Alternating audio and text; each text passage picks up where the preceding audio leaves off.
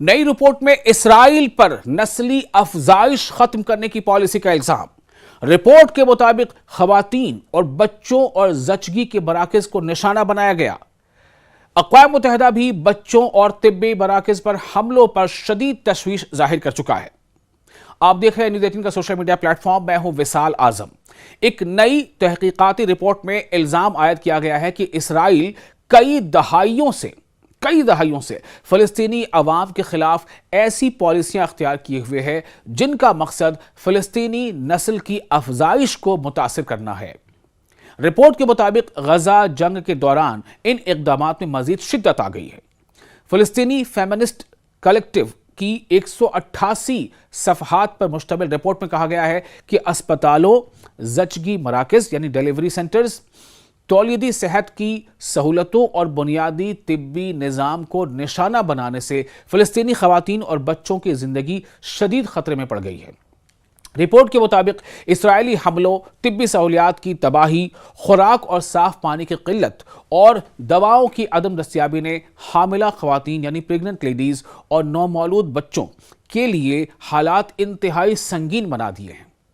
دوسری جانب اقوام متحدہ کے تحقیقاتی کمیشن نے بھی حالیہ رپورٹ میں کہا ہے کہ اسرائیلی فورسز نے غزہ میں فلسطینی بچوں کو حملوں کا مرکزی ہدف بنایا، یعنی فلسطینی بچوں کو اپنے حملوں کا ٹارگٹ بنایا، سینٹرل ٹارگٹ بنایا۔ رپورٹ میں سنائپر فائرنگ، ڈرون حملوں، حراست میں تشدد، تولیدی صحت پر اثرات اور اسکولوں و اسپتالوں کی تباہی کا بھی ذکر کیا گیا ہے۔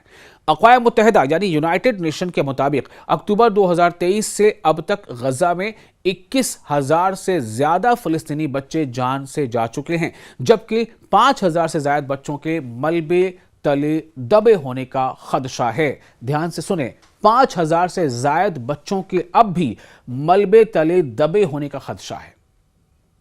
رپورٹ کے مطابق ہزاروں بچے اپنی ماؤں سے بھی محروم ہو چکے ہیں۔ یونائٹڈ نیشنز نے ایک واقعے کا بھی ذکر کیا ہے جس میں غزہ کے النصر چلڈرن اسپتال کی بجلی منقطع ہونے کے بعد لائف سپورٹ پر موجود 4 نومولود بچے انتقال کر گئے، یعنی جو انفنٹس تھے جن کی بہت حالیہ پیدائش ہوئی تھی، وہ 4 بچے انتقال کر گئے چونکہ اسپتال میں بجلی کی جو سپلائی ہے وہ حملوں کی وجہ کر ختم ہو گئی تھی۔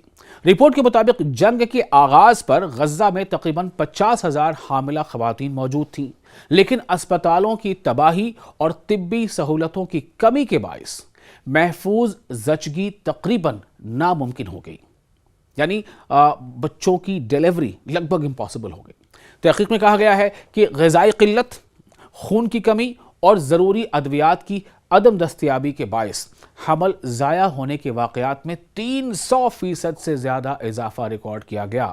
مور دین 300% حمل ضائع ہو جانا یعنی پریگننسی کا خراب ہو جانا، جبکہ قبل از وقت پیدائش اور زچگی کے دوران پری میچور ڈیلیوری اور زچگی کے دوران پیچیدگیوں میں بھی نمایاں اضافہ ہوا ہے۔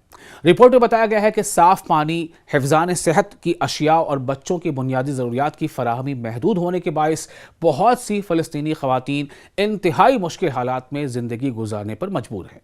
رپورٹ میں غزہ کی 2 خواتین رانیہ ابو عنزہ اور جمانہ عرفہ کے واقعات بھی شامل ہیں۔ رانیہ ابو عنزہ نے کئی برس کے علاج کے بعد جڑواں بچوں کو جنم دیا، لیکن مارچ 2024 میں ایک اسرائیلی فضائی حملے میں ان کے دونوں بچے اور شوہر جان سے چلے گئے، یعنی ان کی موت ہو گئی۔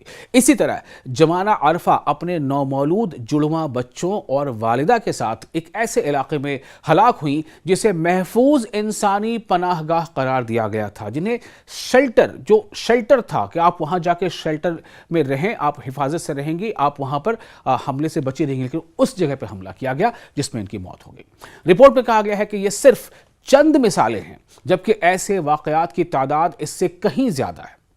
ادھر اسرائیل نے ماضی میں ایسے الزامات کو مسترد کرتے ہوئے کہا ہے کہ اس کی فوجی کارروائیاں حماس کے خلاف ہیں، شہریوں کو جان بوجھ کر نشانہ نہیں بنایا جاتا، جیسا کہ اسرائیل کا کہنا ہے۔ وہ کبھی اس چیز کو مانتا نہیں اور وہ بین الاقوامی قوانین کے مطابق کارروائی کرنے کا موقف اختیار کرتا ہے۔ تاہم اقوام متحدہ کوئی اور ایجنسی نہیں، یونائٹڈ نیشنز اور انسانی حقوق کی متعدد تنظیمیں، بہت ساری ایسی تنظیمیں غزہ میں انسانی صورتحال پر مسلسل تشویش کا اظہار کر رہی ہیں۔ آپ کو یہ ویڈیو کیسا لگا، اس بارے میں آپ اپنے تاثرات اور غزہ اور فلسطین کے حالات اور اسرائیل کی جو وہاں پہ جارحیت ہے اس بارے میں آپ کیا سوچتے ہیں، آپ اپنی رائے ہمیں کامنٹ باکس میں شیئر ضرور کریں۔ ویڈیو آپ کو پسند آیا ہو تو اسے لائک اور شیئر بھی کریں۔